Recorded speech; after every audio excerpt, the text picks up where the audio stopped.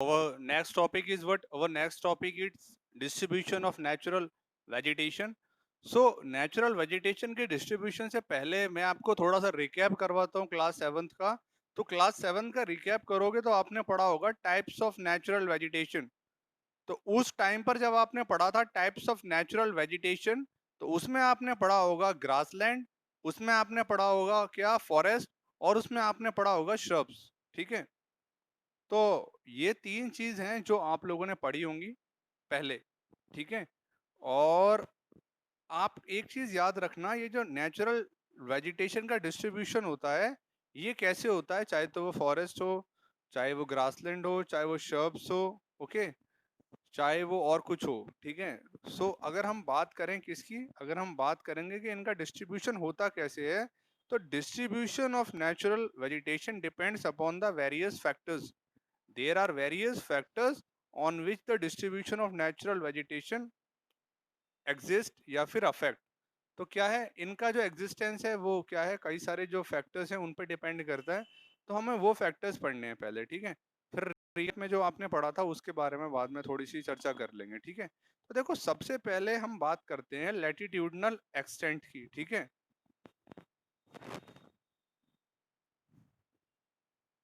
Latitudinal extent. देखो एक चीज मैं आपसे पूछता हूँ कि ये एक्सटेंट का मतलब क्या है और इस लैटिट्यूडनल का मतलब क्या है, कोई मुझे बता सकता है? What do you mean by extent and what do you mean by latitudinal? Anyone? मेरे को कोई बता सकता है तो बताओ, फिर मैं बताता हूँ। देखो एक्सटेंट इस यहाँ पर शो कर रहा है कि मतलब लैटिट्यूड जो है वो कितने एरिया को कवर कर रहा है, कौन सा लैटिट्यूड। ठीक है, उसका एक्सटेंट क्या है। मैं आपको थोड़ी सी चीजें बता देता हूँ, वो थोड़ी देख लो।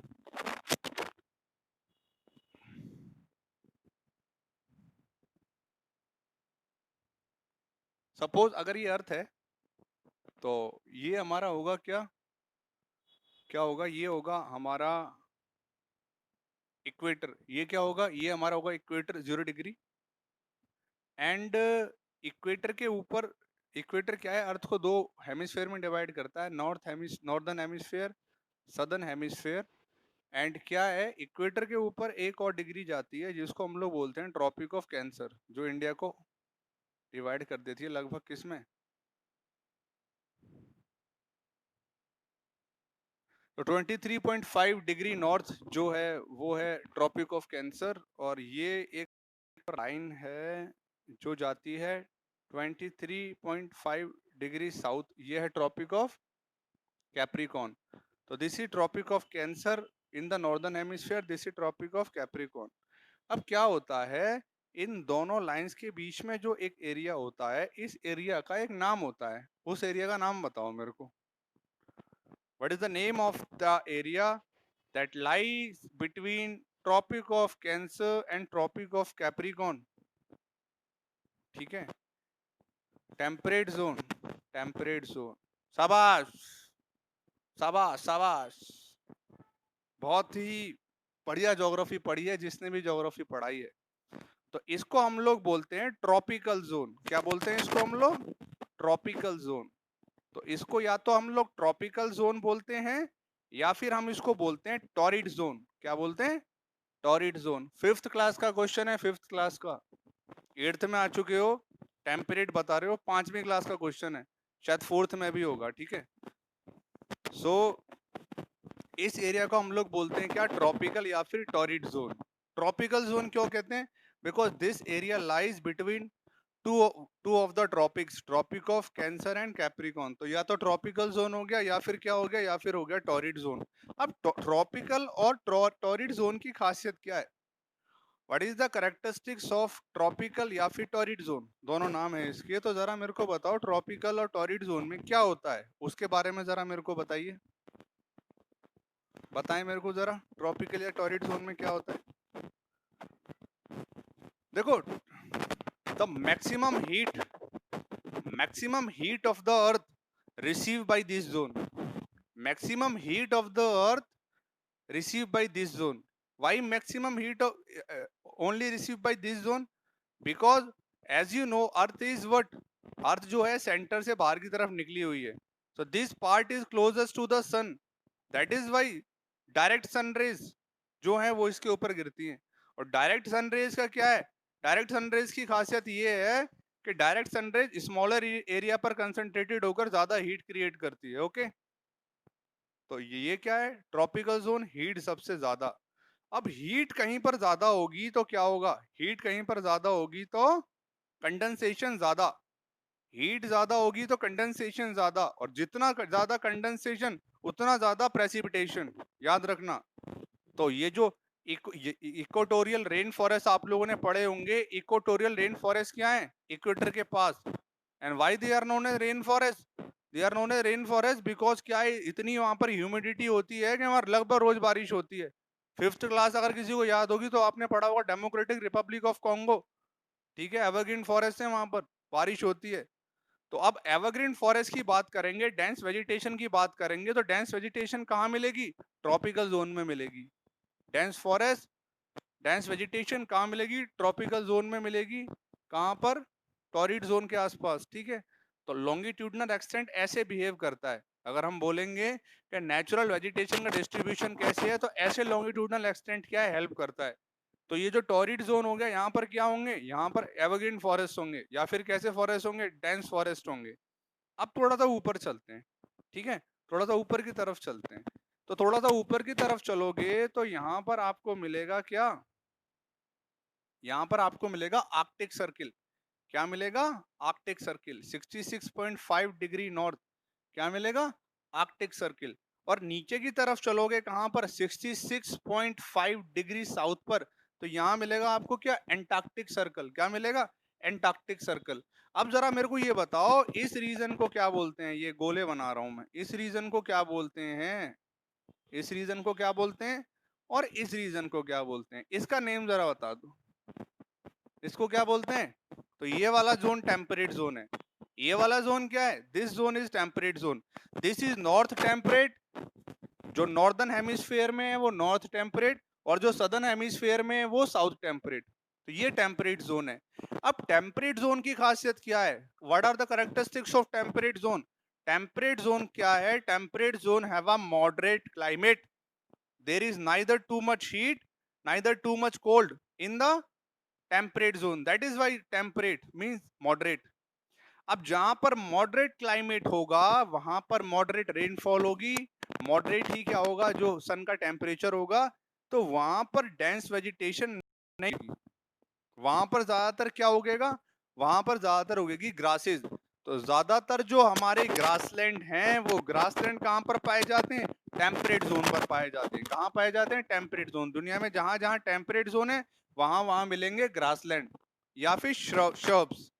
ठीक है, और डेंस वेजिटेशन, डेंस फॉरेस्ट मिलेगा कहां पर? ट्रॉपिकल में. इसीलिए ये था लैटिट्यूडनल एक्सटेंट.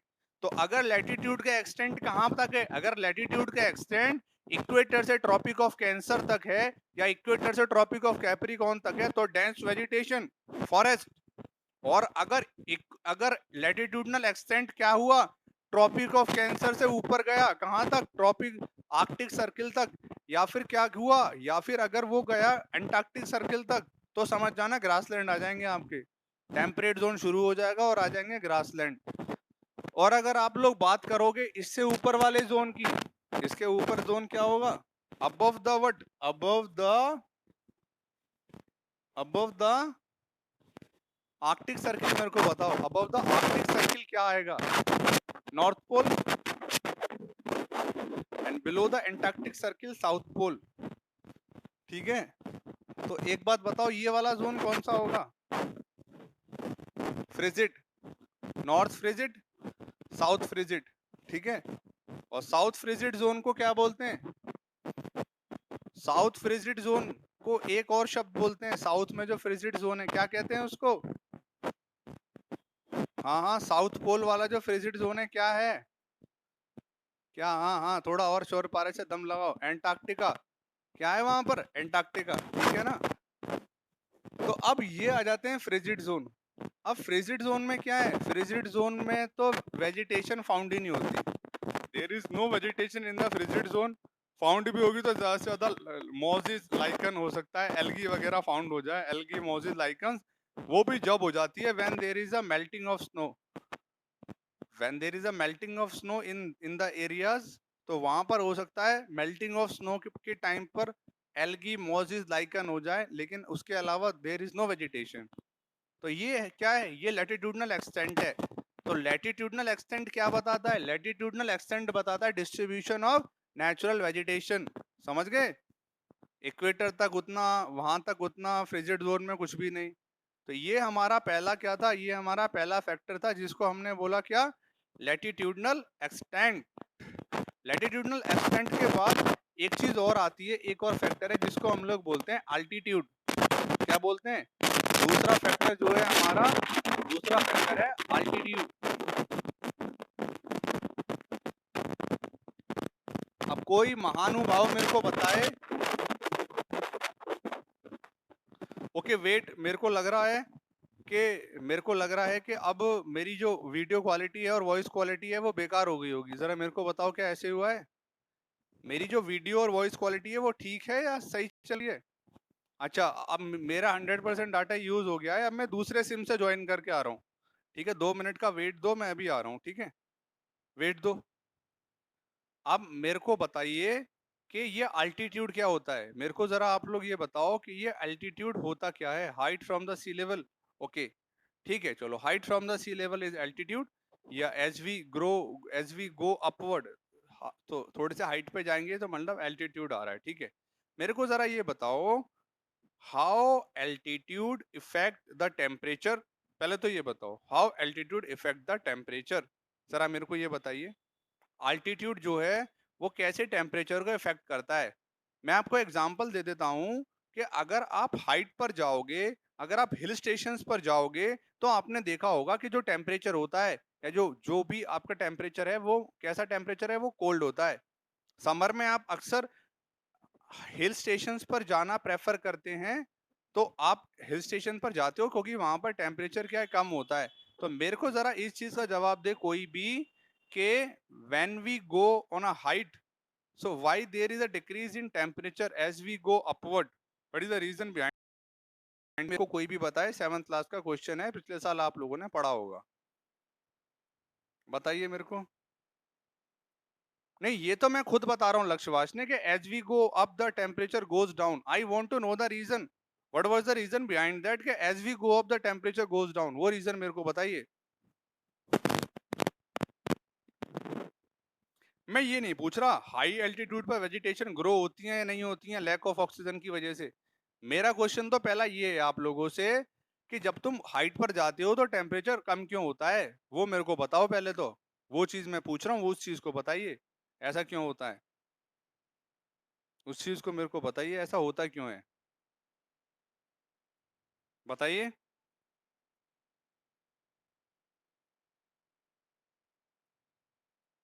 ओके, सुन लो, अब मेरी बात सुन लो, जिसने बताया ठीक है, और अब मेरी बात सुन लो, ठीक ठीक है, ठीक है, सुन लो अब। 7th क्लास का क्वेश्चन है, मुझे लगता है कविता मैम ने पढ़ाया होगा। सुनो अब, होता क्या है, जो हमारा एटमॉस्फेयर है, क्या है, एटमॉस्फेयर। तो एटमॉस्फेयर क्या है, atmosphere is very dense near the surface of the earth, due to the gravity. जो हमारा एटमॉस्फेयर है, वो जो हमारी जमीन है, ठीक है, अगर मैं बात करूं प्लेन्स की, तो वहां पर एटमॉस्फेयर डेंस है, क्या है, डेंस।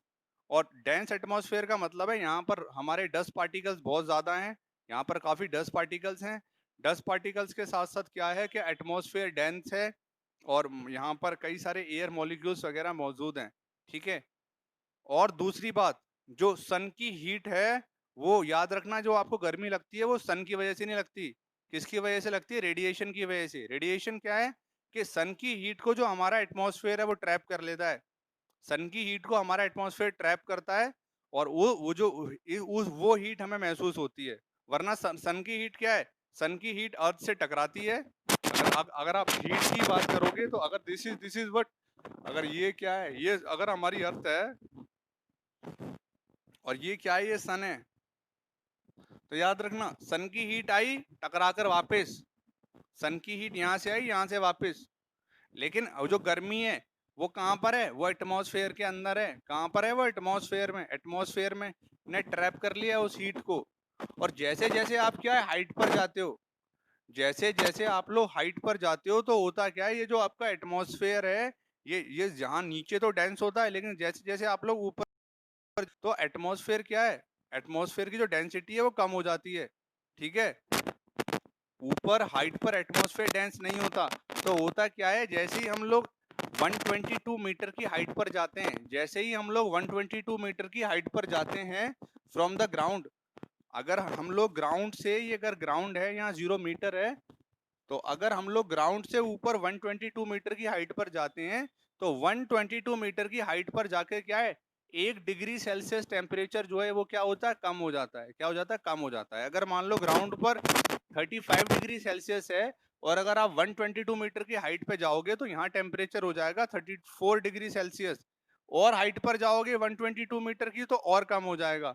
तो जैसे ही आप लोग हाइट पर चले जाते हो, तो हाइट पर क्या है, टेम्परेचर इसलिए कम होता है क्योंकि वहां पर क्या है, वहां पर डस्ट पार्टिकल्स कम है जो ट्रैप करेंगे, एयर मॉलिक्यूल्स कम है, और एटमॉस्फेयर क्या है, वहां पर डेंसिटी बहुत कम है एटमॉस्फेयर की। तो उससे क्या है, उससे वहां पर ऐसा कुछ भी नहीं है जो क्या है वो, जो कि सन रेज को क्या कर सके, सन रेज को अपने अंदर ट्रैप करके हीट प्रोड्यूस कर सके। ठीक है, तो जब भी हम लोग 122 मीटर की हाइट पर जाते हैं तो टेम्परेचर 1 डिग्री सेल्सियस कम हो जाता है।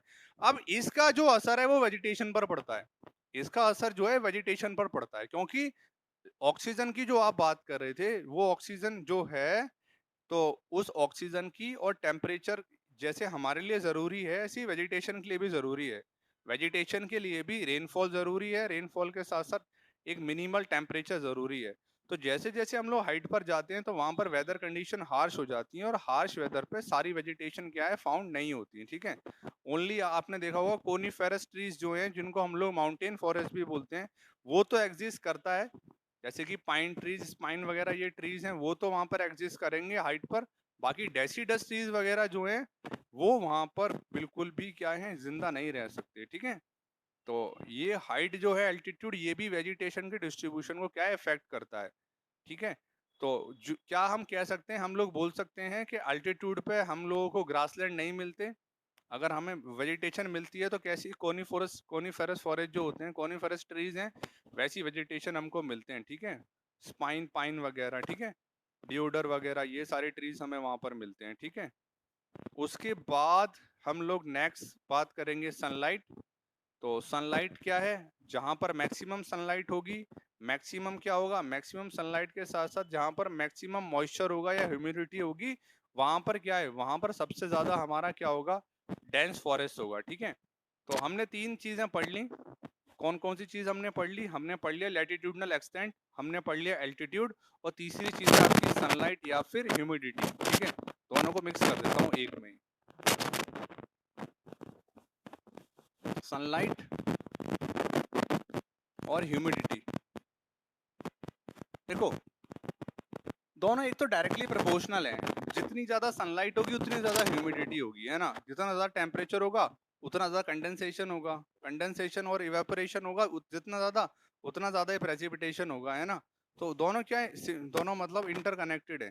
तो जहां पर क्या है, जहां पर अच्छी सनलाइट होती है, वहां पर अक्सर क्या मिलता है, हमें अक्सर ये देखने को मिलता है कि वहां पर अक्सर अच्छी वेजिटेशन होती है। ठीक है, डेंस फॉरेस्ट उस एरिया में पाए जाते हैं, इसीलिए जो हमारा क्या है, इक्वेटोरियल एरिया है, जो ट्रॉपिकल एरिया है, वहां पर अच्छी वेजिटेशन होती है। ठीक है, उसके बाद हम लोग बात करते हैं किसकी, हम लोग बात करते हैं टाइप ऑफ सॉइल की। तो टाइप ऑफ सॉइल जो है वो भी एक वाइटल रोल प्ले करता है, किसके लिए, for the distribution of natural vegetation. And अगर डेजर्ट सॉइल होगी या एरिड सॉइल होगी, तो डेजर्ट और एरिड सॉइल में ज्यादा प्रोबेबिलिटी है कि हमारे पास सिर्फ शब्स हों, क्या हो, शब्स हों। ओके, और हाई रेनफॉल होगी तो हमारे पास प्रोबेबिलिटी है कि हमारे पास डेंस फॉरेस्ट हो, और मॉडरेट रेनफॉल होगी तो हमारे पास प्रोबेबिलिटी है कि ग्रासलैंड हो। ठीक है, तो शब्स कहाँ पर होंगे, जहां पर लेस रेनफॉल होगी, और लेस रेनफॉल के साथ साथ जो टाइप ऑफ सॉइल है वो कैसी होगी, डेजर्ट या फिर एरिड। और जहां पर हाई रेनफॉल होगी वहां पर पॉसिबिलिटी होगी कि एलुवियल सॉइल वगैरह मिले, वहां पर क्या होगी, वहां पर वेजिटेशन अच्छी होगी। और जो मॉडरेट क्लाइमेट है वहां पर अक्सर जो सॉइल है वो हमें मिलती है रेड सॉइल के आसपास, तो वहां पर क्या है, वहां पर हमेशा ग्रासलैंड की प्रोबेबिलिटी ज्यादा है। ठीक है, उसके बाद अगर मैं बात करूं तो डिस्ट्रीब्यूशन वाला टॉपिक लगभग आपका कंप्लीट है, distribution of natural vegetation and natural vegetation के डिस्ट्रीब्यूशन के बाद मैं आपको एक रिवीजन और करवाता हूं। जो आपका रिवीजन था वो ये था कि आप लोगों ने पढ़ा होगा कि वो पिछले साल के नेचुरल वेजिटेशन का क्लासिफिकेशन क्या है, तो उसमें एक आपने पढ़ा होगा फॉरेस्ट। तो जो फॉरेस्ट है वहाँ पर क्या है, वहाँ पर डेंस कवर ट्रीज होते हैं और वहाँ पर क्या है, बहुत सारे ट्रीज आपको देखने को मिलेंगे, बेल होगी। एंड ज़्यादातर जो हमारे क्या है फॉरेस्ट हैं वो मैंने आपको बता दिया ट्रॉपिकल रीजन के आसपास। उसके बाद ग्रासलैंड, उसके बाद शर्ब्स। एक चीज़ होती है टैगा, ये मेरे को ये बताओ टैगा क्या होता है। टैगा नई चीज़, यही चीज़, ये टैगा कौन सा फॉरेस्ट होता है, टैगा के बारे में कोई मुझे बता सकता है। TAIGA टैगा, टैगा के बारे में कोई बताए अगर बता सकता है, बताइए। कह सकते हो हाँ, जो टैगा फॉरेस्ट होते हैं वहाँ पर कॉनिफेरस ट्रीज ज़्यादा फाउंड होते हैं। तो अगर कहीं पर क्या है कोन शेप के ट्रीज हैं, कॉनिफेरस ट्रीज हैं और वो अबंडेंट में हैं, तो उस एरिया को हम लोग बोल सकते हैं क्या, टैगा। ठीक है, ठीक है। टुंड्रा वुंड्रा भी मैं बताना चाहता हूँ लेकिन अब नेक्स्ट लेक्चर में बताऊंगा, ठीक है। कल कोशिश करूंगा बताने की, ठीक है। चलो, टेक केयर।